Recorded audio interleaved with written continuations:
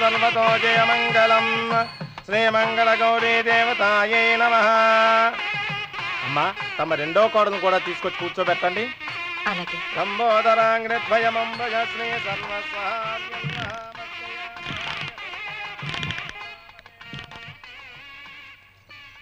ఏంటమ్మా ఇంకా అలాగే ఉన్నావు? నువ్వు ఈ పూజకి ఏర్పాటు చేయమంటేనేగా మీ మామగారికి ఇష్టం లేకపోయినా ఒప్పించాను. అందరూ వచ్చేసారు. చీర మార్చుకుంటా. నాకున్న చీరల్లో ఇదే మంచిది. నా దగ్గర పట్టు చీరను తీసుకో. మీరు కట్టి విడిచిందా? లేదమ్మా, కొత్త పట్టు చీర ఉంది. వద్దులేండి.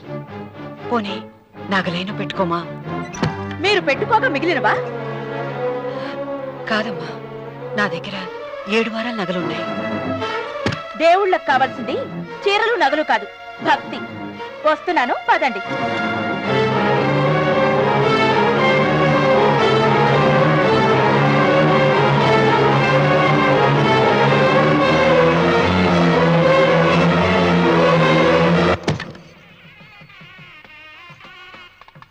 అమ్మా, రెండో కోడను త్వరగా తీసుకురండి. ఈ హోరలోనే వ్రతం పూర్తి చేస్తే చాలా మంచిది.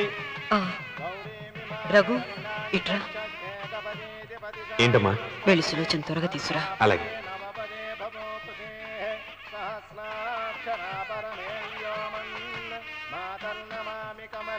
ఏముంది? రానుందమ్మా. ఎందుకని? ఎందుకని ఇంతమందిని అడుగుతున్నారా? ఈ వ్రతం పెట్టింది ఎందుకు?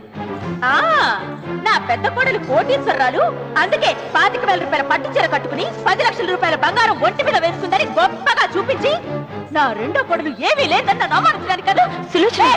మాట్లాడక. అమ్మా, నీ కొత్త పట్టు చీర నగలు తనకి ఇవ్వమ్మా. ఇస్తానన్నారా, తనే వద్దంది. అయ్యో అయ్యో అయ్యో, ఎంత అబద్ధం! ఇస్తానన్నారా? మీరు ఇస్తానన్నారా? చూసారా ఎంత అబద్ధం ఆడుతున్నారు? నీ మొహానికి ఈ నేత చీర వస్తున్నారు చాలే అనలేదు. నాగసులు వచ్చినా మీరు అలా అన్నారని ఈ ఇంటి మూలంగా చచ్చిపోయిన మా నాన్న మీద ఒట్టేసి చెప్తున్నారు. మీరు మీ ఆయన మీద ఒట్టేసి చెప్పండి. నేను మా ఆయన మీద ఒట్టేసి చెప్తున్నా. ముత్తైదువులను పిలిపించింది పసుపు కుంకుమలు గాజులు ఇచ్చి పంపటానికి గాని, ఈ ఇంటి 4 గోడల మధ్య జరిగిన దానికి సాక్ష్యాలు రుజువులు ఇప్పించి పంపటానికి కాదు. నాగసులోచన, ఈ ఇంటికి 2 సింహద్వారాలున్నాయి. దేవుడిని ప్రేమించే వాళ్లకు ఒక గుమ్మం, దేవుడిని ద్వేషించే వాళ్లకు 2వ గుమ్మం. నీ ఇష్టం వచ్చిన గుమ్మం వైపు నువ్వు వెళ్ళవచ్చు.